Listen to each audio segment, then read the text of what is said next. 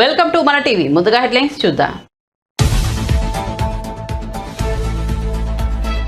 Assembly ఎన్నికల్లో పోటీ చేసే 2 సీట్లను ప్రకటించిన పవన్ కళ్యాణ్. రాజానగరంలో జనసేన పోటీ చేస్తుందని వెల్లడి. సొంత చెల్లెలని వదలని జగన్ మనల్ని వదులుతాడా అని ప్రశ్న.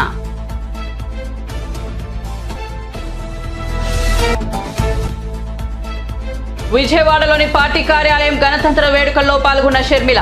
ఎవరి కితాబు ఇవ్వకపోతే నా విలువ ఎక్కువ కాదు తక్కువ కాదని వెల్లడి.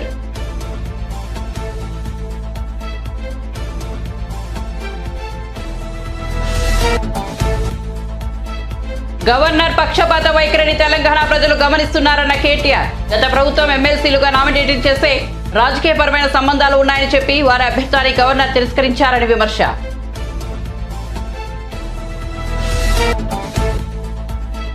సిపిఎం రాష్ట్ర కార్యదర్శి తమ్మినేని వీరభద్రంను పరామర్శించిన తెలంగాణ ముఖ్యమంత్రి రేవంత్ రెడ్డి. త్వరగా కోలుకోవాలని ఆకాంక్ష.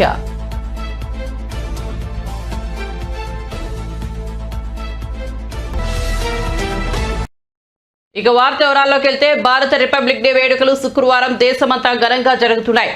దేశ రాజధాని ఢిల్లీలో గణతంత్ర ఉత్సవం అంబరాన్నంటేది. కర్తవ్య పథ్లో దేశ ప్రథమ మహిళ ద్రౌపది ముర్ము జాతీయ పతాకాన్ని ఆవిష్కరించారు. ఈ వేడుకల్లో ఫ్రాన్స్ అధ్యక్షుడు ఎమ్మాన్యుయల్ మెక్రాన్ ముఖ్య అతిథిగా పాల్గొన్నారు. ఉపరాష్ట్రపతి జగదీప్ ధన్ఖడ్, ప్రధాని నరేంద్ర మోదీ, కేంద్ర మంత్రులు తదితరులు ఈ కార్యక్రమంలో హాజరయ్యారు. ఈ ఉదయం జాతీయ వార్ మెమోరియల్ ను ప్రధాని మోదీ సందర్శించడంతో ఈ వేడుకలు ప్రారంభమయ్యాయి. ఆ తర్వాత రాష్ట్రపతి ద్రౌపది ముర్ము, ఫ్రాన్స్ అధ్యక్షుడు మెక్రాన్ సంప్రదాయ బగ్గీలో వేదిక వద్దకు చేరుకున్నారు. దాదాపు 40 ఏళ్ల తర్వాత గణతంత్ర వేడుకల్లో రాష్ట్రపతి మళ్లీ ఈ బగ్గీని వినియోగించారు. కర్తవ్య పథ్కు చేరుకున్న తరువాత రాష్ట్రపతి జాతీయ పతాకాన్ని ఆవిష్కరించి గౌరవ వందనాన్ని స్వీకరించారు. ఆ తర్వాత శకటాల ప్రదర్శన ప్రారంభమైంది. పరేడ్, ఇతర సాంస్కృతిక కార్యక్రమాలు ఆకట్టుకున్నాయి. ఈసారి జాతీయ మహిళా శక్తితో పాటు ప్రజాస్వామిక విలువలు ప్రతిబింబించేలా వేడుకలు నిర్వహించారు. ఆవాహంతో పరేడ్ను మొదలుపెట్టారు. ఇందులో 100 మంది మహిళలు భారతీయ సంగీతాన్ని వినిపించారు. అందులో సంప్రదాయ బ్యాండ్కు బదులుగా శంఖం, నాదస్వరం, నగారాతో ప్రదర్శన ఇచ్చారు.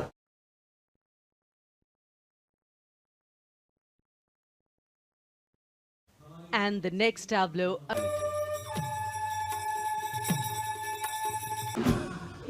commander से कर्तव्य पथ की ओर अग्रसर हो रहे हैं और विशेष अनुराग उनके प्रति प्रदर्शित करते हुए माननीय प्रधानमंत्री श्री नरेंद्र मोदी. बहुत ही खुशनुमा अवसर, चिरस्मरणीय अविस्मरणीय 75वां గణతంత్ర దినోత్సవ వేడుకల్లో తెలుగు రాష్ట్రాల శకటాలు ప్రత్యేక ఆకర్షణగా నిలిచాయి. తెలంగాణ పోరాట యోధుల థీమ్ శకటంతో తెలంగాణ ప్రభుత్వం, విద్యాశాఖ శకటంతో ఆంధ్రప్రదేశ్ ప్రభుత్వం ఆకర్షించాయి. పల్లెటూరు వాతావరణాన్ని ప్రతిబింబించేలా తెలంగాణ పోరాట యోధులు థీమ్తో దీనిని రూపొందించారు. చాకలి ఐలమ్మ, కొమరంభీం వంటి వారి పోరాటాలను గుర్తు చేసుకునేలా రూపొందించారు. ఆంధ్రప్రదేశ్ కు చెందిన విద్యాశాఖ శకటం అందరినీ ఆకట్టుకుంది. Digital education, CBSE, IB, TOEFL, future skills ను వివరిస్తూ శకటాన్ని రూపకల్పన చేశారు. విద్యారంగంలో చేపట్టిన సంస్కరణలకు అద్దం పట్టేలా ఈ శకటాన్ని తీర్చిదిద్దారు. ఈ శకటంపై తరగతి గదుల్లో డిజిటల్ గ్లాస్ బోర్డులు, ల్యాప్టాప్లు, ట్యాబ్లను విద్యార్థులు వినియోగించే తీరును బొమ్మలుగా రూపొందించారు. ఇక్కడ చదివిన విద్యార్థులు ఉన్నత ఉద్యోగాల్లో ఉన్నట్లు చూపించారు. ఇందుకు సంబంధించి 55 సెకండ్ల థీమ్ సాంగ్ ను రూపొందించారు. శకటం అతిథుల ముందు నుంచి వెళ్లే సమయంలో ఈ సాంగ్ ప్రదర్శించారు. ఇస్రో ప్రదర్శించిన శకటంలో చంద్రయాన్ 3, ఆదిత్య L1 మిషన్లు ఆకట్టుకున్నాయి. 500 ఏళ్ల చరిత్ర కలిగిన మహిళలతో నడుపుతున్న ఎంఆర్కేతల్ మార్కెట్ ను మణిపూర్ ప్రదర్శించింది. ఉత్తరప్రదేశ్ శకటంలో రామ్లలా ఉండగా ఛత్రపతి శివాజీ పట్టాభిషేకం జరిగి 350 సంవత్సరాలు పూర్తయిన సందర్భంగా మహారాష్ట్ర ఆ థీమ్తో శకటాన్ని ప్రదర్శించింది.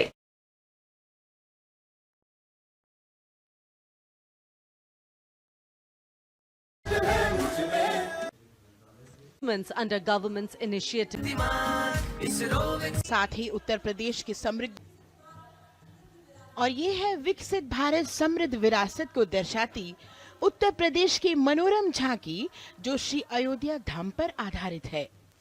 देशवासियों, हाल ही में श्री राम जन्मभूमि अयोध्या में संपन्न हुए श्री राम लला की प्राण प्रतिष्ठा समारोह को झांकी के अग्रभाग में दिखाया गया है. आज धरा के भाग्य खोले हैं पवन बेलाई, राम लला ने जन्म लिया है, घर घर बजे बधाई, ओ घर घर बजे बधाई. यहाँ कुंभ की छटा देख कर दुनिया जय जय बोले, नए उद्यमों ने विकास के The successful soft landing of the Chandrayaan गया है और अब सलामी मंच के सामने अग्रसर होता हुआ तेलंगाना राज्य की झांकी। ప్రజాస్వామ్య స్థాపనకి పునాదిగా నిలిచెనే గాంధీ వల్లభాయ్ పటేల్ సుభాష్ చంద్ర బోసులు రామ్జీ గొండు కొమరం భీం వీరనారి ఐలమ్మలు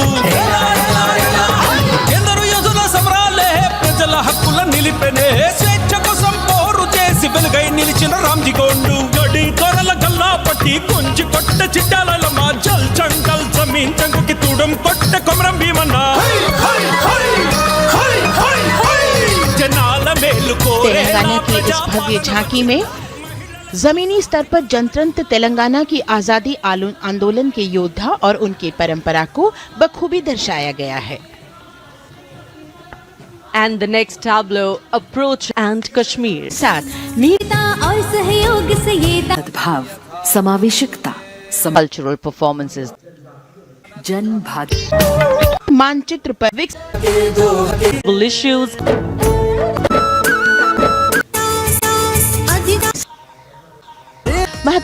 मंच attracting ascent, से भास्कर प्रतिमान lute, सावे enchanting तमिलनाडु के प्राचीन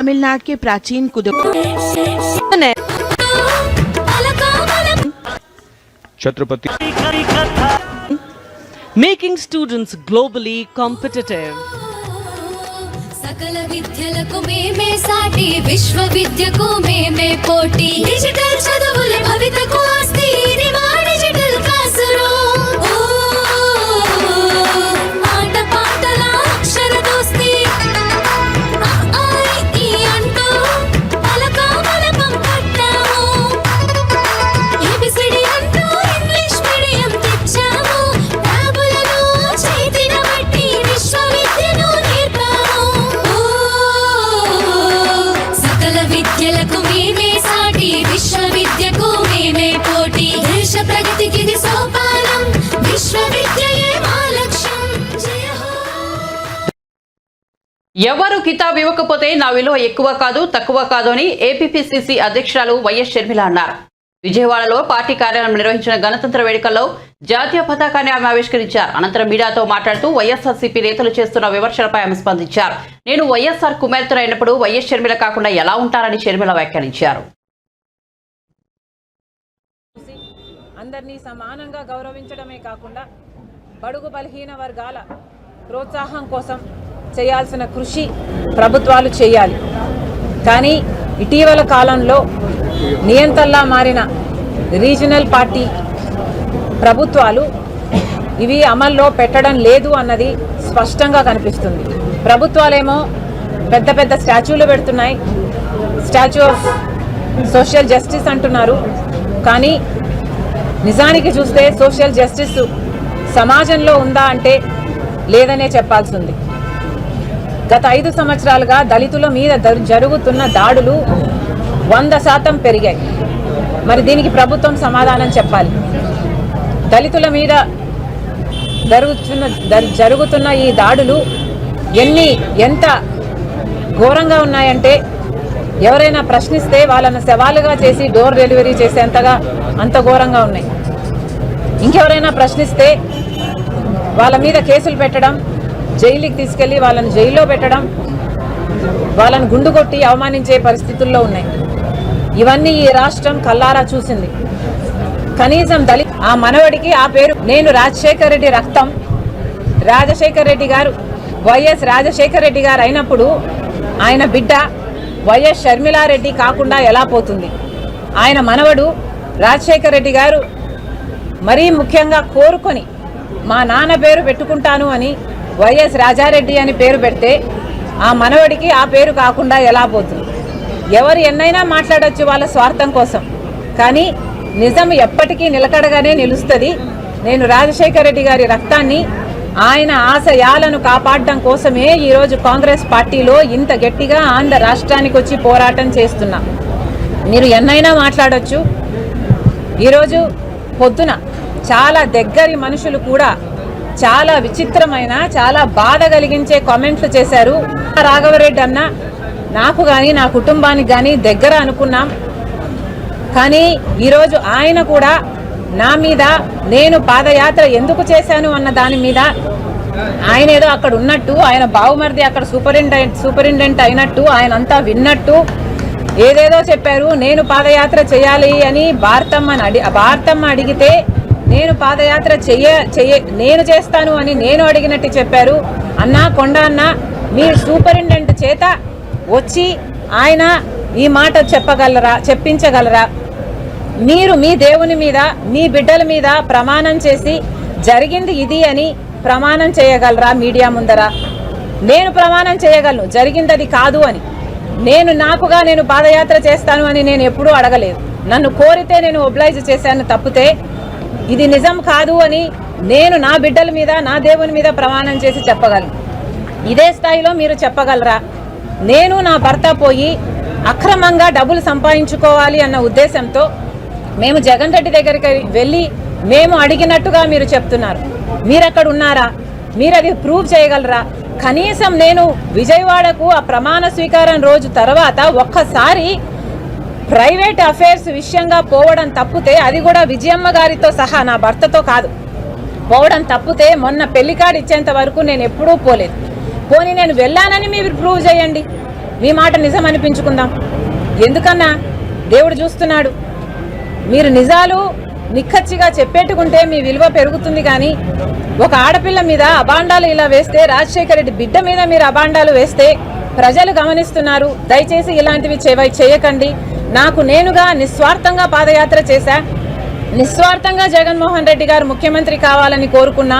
ముఖ్యమంత్రి అయినాక నాకు ఈ పని కావాలని కానీ నాకు ఈ పదవి కావాలని కానీ నేను ఏ రోజు కోరిన దాన్ని కాదు. దీనికి సాక్ష్యం మా అమ్మే. ఈ విషయాలన్నీ అమ్మకు తెలుసు. మీకు దమ్ముంటే అమ్మ చేత చెప్పించండి. పాదయాత్ర భారతమ్మ చేయాలనుకోండి. రాబోయే ఎన్నికల్లో ఏపీలో టీడీపీ జనసేన కలిసి పోటీ చేస్తున్న సంగతి తెలిసిందే. అయితే ఏ పార్టీకి ఎన్ని సీట్లు అనే విషయంలో మాత్రం ఇంకా క్లారిటీ రాలేదు. ఎన్ని సీట్లు తీసుకోవాలో జనసేన పవన్ కళ్యాణ్ కు కొందరు సలహాలు ఇచ్చే ప్రయత్నం చేస్తున్నారు. ఈ నేపథ్యంలో పవన్ స్పందిస్తూ కీలక వ్యాఖ్యలు చేశారు. ఎన్ని స్థానాలు తీసుకోవాలో తనకు తెలుసునని, అది తెలియకుండానే ఇక్కడ వరకు వచ్చానని ప్రశ్నించారు. కొందరు 50 తీసుకోండి, 60 తీసుకోండి అంటున్నారని, పొత్తును ఇబ్బంది పెట్టేలా కొందరు మాట్లాడుతున్నారని పవన్ అన్నారు. ఇది మంచిది కాదని హితవు పలికారు. సీట్ల విషయంలో ఎవరూ ఆందోళన చెందాల్సిన అవసరం లేదని చెప్పారు. మనం 3వ వంతు సీట్లను తీసుకోబోతున్నామని చెప్పారు. సీట్ల విషయంలో చంద్రబాబుపై ఒత్తిడి ఉంటుందని, అలాగే తనపై కూడా ఒత్తిడి ఉందని అన్నారు. ప్రత్యేక పరిస్థితుల్లో తాను 2 సీట్లను ప్రకటిస్తున్నానని, రాజానగరంలో జనసేన పోటీ చేస్తుందని చెప్పారు. ఈ విషయాన్ని అర్థం చేసుకుంటారని భావిస్తున్నానని పేర్కొన్నారు. అలాగే వారు 2 సీట్లు అనౌన్స్ చేశారు కాబట్టి ప్రత్యేక పరిస్థితుల్లో నేను కూడా ప్రత్యేక పరిస్థితుల్లో ఈ రోజున రిపబ్లిక్ డే రోజున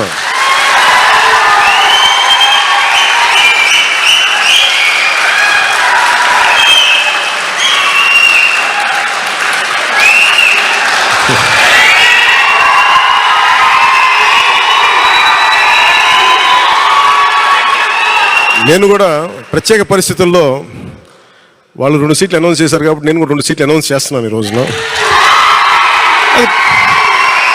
పరిస్థితులు అలాంటివి. సో నాకు కూడా ఒత్తిడి ఉంటుంది. అప్పుడు చంద్రబాబు గారికి కూడా ఒత్తిడి ఉంటుంది, నాకు కూడా ఒత్తిడి ఉంటుంది. కాబట్టి ఆ ఒత్తిడిని నేను కూడా తట్టుకోవడానికి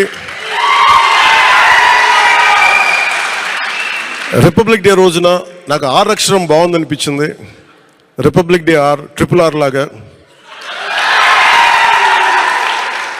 రిపబ్లిక్ డే రోజున రాజానగరం సీట్లు నేను అనౌన్స్ చేస్తాను. సో ఈ రిపబ్లిక్ డే రోజున అందరం బాగుండాలి, అద్భుతాలు జరగాలి మనస్ఫూర్తిగా కోరుకుంటూ, రాష్ట్ర ప్రజలకి బంగారు భవిష్యత్తు జనసేన తెలుగుదేశం ప్రభుత్వం ఇస్తాయని మనస్ఫూర్తిగా కోరుకుంటూ, ఈ పర్యాయం నన్ను నమ్మండి, వ్యూహం నాకు వదిలేయండి. ఏ వ్యూహం వేసినా నన్ను సంపూర్ణంగా నమ్మండి. నేను విహంగ వీక్షణం చేస్తాను, మీరు నన్ను నమ్మండి. నాకు దశాబ్దం అడగట్లా, ఈ ఎన్నికలు దాటనివ్వండి, 5 సంవత్సరాలు టైం ఇవ్వండి. నాకు మీ గౌరవానికి ఏ మాత్రం భంగం వాటిల్లకుండా మన నాయకులకి ప్రతి ఒక్కరికి గుర్తించే బాధ్యత నేను సంపూర్ణంగా తీసుకుంటాను. ఈసారి కలిసి పనిచేద్దాం. ఎప్పుడు విడిపోయి మనం పలచన పడిపోయాం. ఈసారి కలిసి ఉన్నాం, చిక్కగా ఉన్నాం. అలాగే భారతరత్న అవార్డు వచ్చిన కర్పూరి ఠాకూర్ గారికి ప్రత్యేకంగా నా అభినందనలు తెలియజేసుకుంటూ, మాజీ ఉపరాష్ట్రపతి వెంకయ్యనాయుడు దేశ ప్రజలకు గణతంత్ర దినోత్సవ శుభాకాంక్షలు తెలిపారు. మోదీ నేతృత్వంలో దేశం అన్ని రంగాల్లో దూసుకుపోతోందని ఆయన ప్రశంసించారు. తనకు పద్మవిభూషణ్ పురస్కారం ప్రకటించిన కేంద్రానికి ఆయన కృతజ్ఞతలు తెలిపారు. ఈ పురస్కారం తన బాధ్యతను మరింత పెంచిందన్నారు. దేశ ప్రజలందరికీ నా హృదయపూర్వక శుభాకాంక్షలు, నమస్కారాలు. భారతదేశం శక్తివంతమైన, సమృద్ధితో కూడిన ఆత్మ నిర్భర భారత్గా అడుగు ముందుకు వేస్తూ ఉన్నది. ఈ ఆత్మ నిర్భర భారత్ లక్ష్యం నెరవేరాలంటే మనందరం కూడా ప్రభుత్వంతో చేతులు కలిపి, రాజకీయాలు పక్కన పెట్టి, వివాదాలు పక్కన పెట్టి, కలిసికట్టుగా సమైక్యంగా ముందుకు సాగాల్సిన అవసరం ఉందని సందర్భంగానే ప్రపంచం మరొకసారి భారతదేశం వైపు చూస్తూ ఉంది. ఒకప్పుడు భారతదేశం విశ్వగురువుగా పేర్కొనబడింది అని చరిత్ర మనకు చెప్తూ ఉంది. ఆ దిశలో మనందరం మళ్ళా తిరిగి కలిసికట్టుగా కృషి చేసి మన స్థాయిల్లో ఐక్యత పాటించి దేశాన్ని శక్తివంతంగా తయారు చేయడం కోసం ప్రయత్నం చేయాలి. అప్పుడే అందరం కలిసినప్పుడే ఆత్మనిర్భర భారత్ అది సాధ్యం అవుతుంది.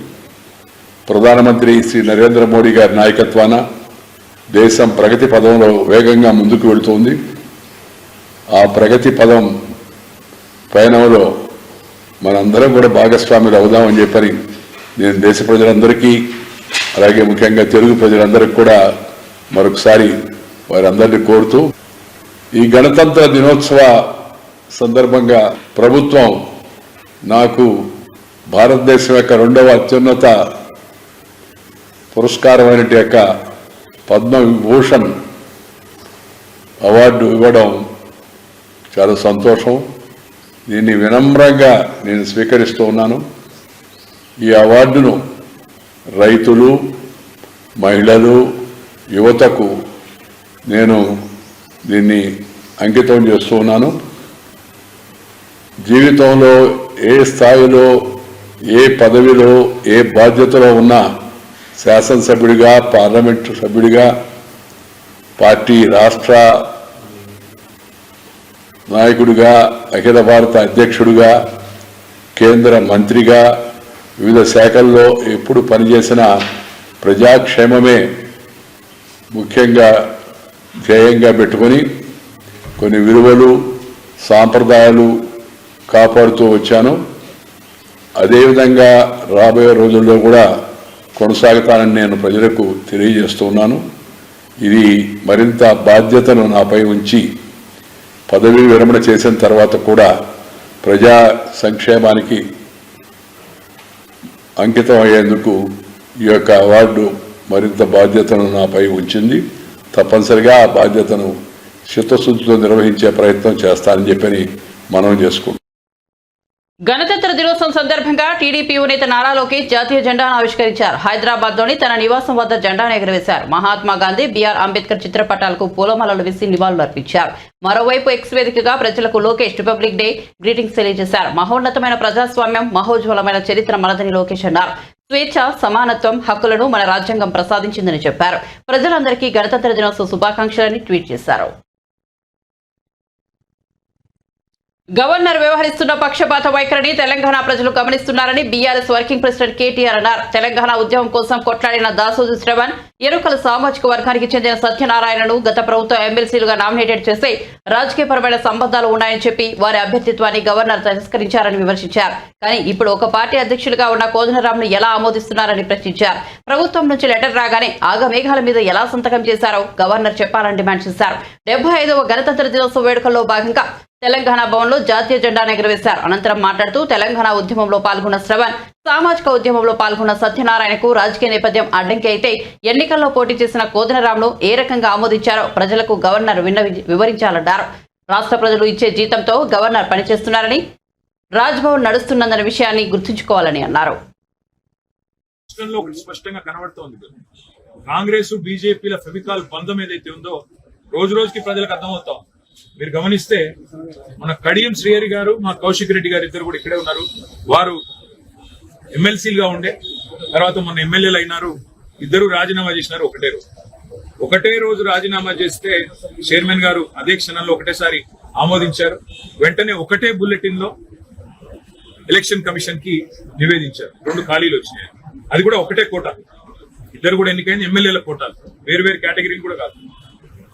మరి ఉప ఎన్నికలు పెట్టాలి అంటే సహజంగా ఒకటే కోటా కాబట్టి ఓటరు కూడా మళ్ళీ వారే కాబట్టి మళ్ళీ ఎమ్మెల్యేలే కాబట్టి ఒకటే ఎన్నిక జరగాలి. ఉప ఎన్నికలు రెండింటికి ఒకేసారి ఉప ఎన్నికలు జరగాలి.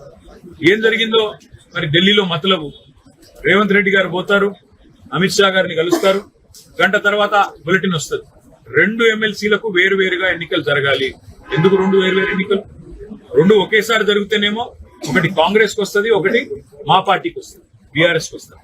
కానీ 2 ఎన్నికలు అలగ్ జరిగితే 2 కూడా కాంగ్రెస్ కే పోతాయి. అంటే ఈ రోజు కాంగ్రెస్ ను జాకీలు పెట్టి నేపుతున్నది, కాంగ్రెస్ కు ఇతోధిక సహాయం అందిస్తున్నది.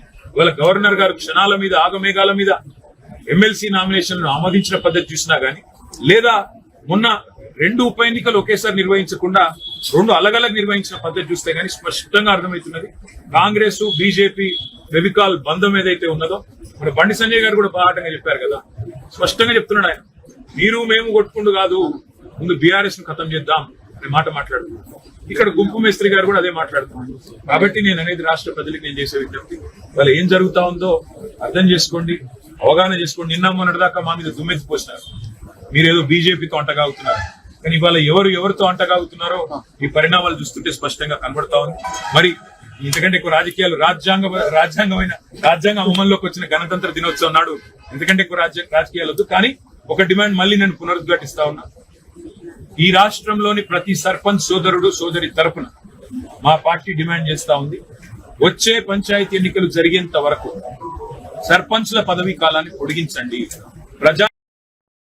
సినీ నటుడు చిరంజీవికి పద్మవిభూషణ్ పురస్కారం రావడంపై మంత్రి కోమిటిరెడ్డి వెంకటరెడ్డి హర్షం వ్యక్తం చేశారు. జూబ్లీ హిల్స్ లోని చిరంజీవి నివాసానికి వెళ్లి ప్రభుత్వం తరపున అభినందనలు తెలిపారు.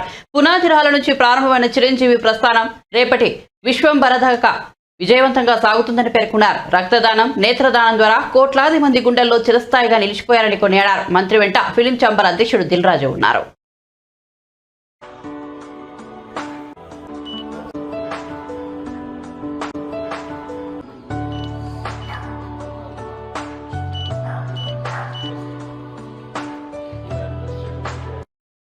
మాజీ మంత్రి కేటీఆర్ పై తీవ్ర విమర్శలు చేశారు కాంగ్రెస్ నేత జగ్గారెడ్డి.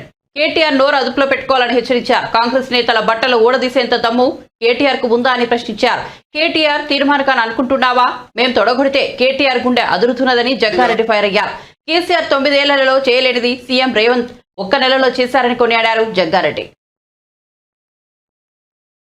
కేసీఆర్ 9.5 ఏళ్లలో ఏం చేశారని ప్రశ్నించారు జగ్గారెడ్డి. రాష్ట్రాన్ని 6 లక్షల కోట్ల అప్పుల పాలు చేశారని మండిపడ్డారు. రాష్ట్ర ఫైనాన్స్ ఉన్న కాడికి ఊడ్చేశారు. బడ్జెట్ మొత్తం నాకి పడేశారు. అన్నం వండిన గిళ్లలో మాడు లేకుండా మొత్తం నాకేశారు. సర్ఫ్ వేసి కడగాల్సిన అవసరం లేకుండా చేశారని ధ్వజమెత్తారు జగ్గారెడ్డి. ఒక జేఏసీ ఏర్పాటు సాగినాయి, ఉద్యమాలు అని నా పేరు. కేసీఆర్ గారు, నేను ఒకసారి జ్ఞాపకం చేపిస్తున్నా, కేటీఆర్ కొడుకు కూడా చెప్తున్నా, హరీష్కి చెప్తున్నా. ఎందుకంటే నిన్న మొన్న వాళ్ళ మాటలకు హద్దులు లేవు. కేటీఆర్ మాట్లాడుతున్నాడు, హరీష్ రావు మాట్లాడుతున్నాడు, కోదండరామ్ గారి గురించి మాట్లాడుతున్నాడు. నేను అడుగుతున్నా, కేటీఆర్ని ఎందుకు అడుగుతున్నారు? ఇప్పుడు పంచాయతీ ఆడొచ్చింది, కాంగ్రెస్ పార్టీ సోనియా గాంధీ, రాహుల్ గాంధీ గారి నిర్ణయంలో భాగమే సీఎం రేవంత్ రెడ్డి గారు, ఎంటైర్ కాంగ్రెస్ పార్టీ నిన్న గవర్నర్ గారితో కలిసిన అదే గవర్నర్ కోటాలో కోదండరామ్ గారిని పెట్టాలి, ఆ పేరును ఆయన ప్రపోజల్ మూవ్ చేసింది. నిన్న ఆయనను ఎమ్మెల్సీ చేయాలని కాంగ్రెస్ పార్టీ ప్రభుత్వం సీఎం రేవంత్ రెడ్డి గారు మూవ్ చేసింది. ఇక నిన్న నుంచి కేటీఆర్, హరీష్ రావు మాట్లాడుతున్నారు, కోదండరామ్ గారి గురించి వ్యతిరేకంగా మాట్లాడుతున్నారు. నేను అడుగుతున్నా, ఇదే కేటీఆర్ హరీష్ రావుని అడుగుతున్నా, మీరు ఆ రోజు జేఏసీగా కన్వీనర్గా జేఏసీ తెలంగాణ రాష్ట్ర విభజన కోసం జేఏసీ కన్వీనర్గా ఏర్పడ్డాక కోదండరాం ఇంటికి పోయి ఎన్నిసార్లు ఆయన ఇంటికి పోలేదు, ఎన్నిసార్లు ఆయన ఇంటికి పోయారు మీరు? కేసీఆర్ గారు పోయిరు, హరీష్ రావు పోయిండు. మరి మీరు ఆయన ఇంటికి పోయి ఆయనను ఆ రోజు మీరు ఆయనను ఎట్లా మధ్య చేసుకోవాలి, ఆయనతో ఎట్లా మంచిగా ఉండాలి, అయ్యప్ప అన్నారు, కాలు మొక్కిరు, నువ్వే దైవం అన్నారు, నువ్వే దేవుడు అన్నారు. విభజన టైంలో కోదండరాం గారిని అప్పుడేమో నీ కోదండరాం జేఏసీ పేరు మీద రాష్ట్ర విభజన కోసం, మీకేమో కోదండరాం గారు అప్పుడేమో దేవుడు తీడు కనబడ్డాడు రాష్ట్ర విభజన కంటే ముందు.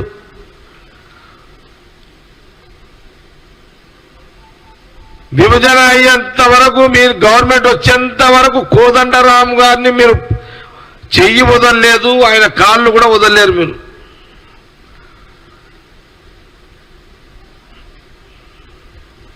మరి ఏమైంది 9 ఏళ్ళలో? ఏం జరిగింది ఈ 9 ఏళ్ళల్లో? మరి ఎప్పుడు కోదండరాం గారి గురించి నోరు మెదపని కేటీఆర్, హరీష్ రావు, నిన్న ముఖ్యమంత్రి రేవంత్ రెడ్డి గారు గవర్నర్ కలిసి మాకు కోదండరాం గారిని, మా తెలంగాణ భీష్ముడు కోదండరాం గారిని గవర్నర్ చేయాలని కోరడానికి వెళ్తే ఎమ్మెల్సీగా ఇవ్వాలని మేము కోరితే దాని మీద రాధాంతం చేస్తున్నారు ఇద్దరు పామర్దులు.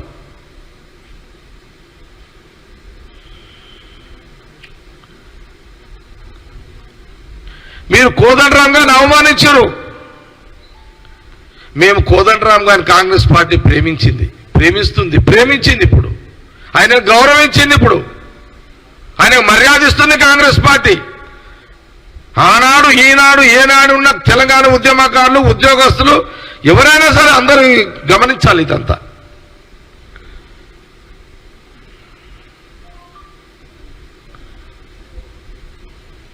అనిపిస్తలేదా? వదిలేసిరా, సిగ్గు వదిలేసిరా మీరు. బులెటిన్ ముగించే ముందు హెడ్లైన్స్ మరోసారి చూద్దాం.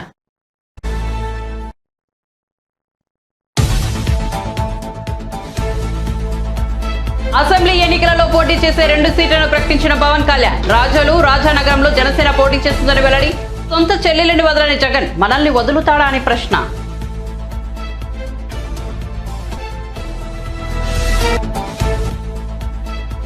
విజయవాడలోని పార్టీ కార్యాలయం గణతంత్ర వేడుకల్లో పాల్గొన్న షర్మిల, ఎవరు కితాబు ఇవ్వకపోతే నా విలువ ఎక్కువ కాదు తక్కువ కాదని వెల్లడి.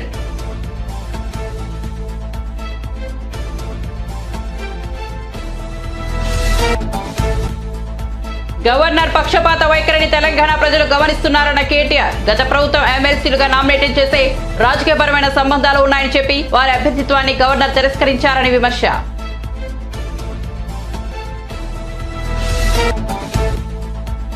సిపిఎం రాష్ట్ర కార్యదర్శి తమ్మినేని వీరభద్రమును పరామర్శించిన తెలంగాణ ముఖ్యమంత్రి రేవంత్ రెడ్డి. త్వరగా కోలుకోవాలని ఆకాంక్ష.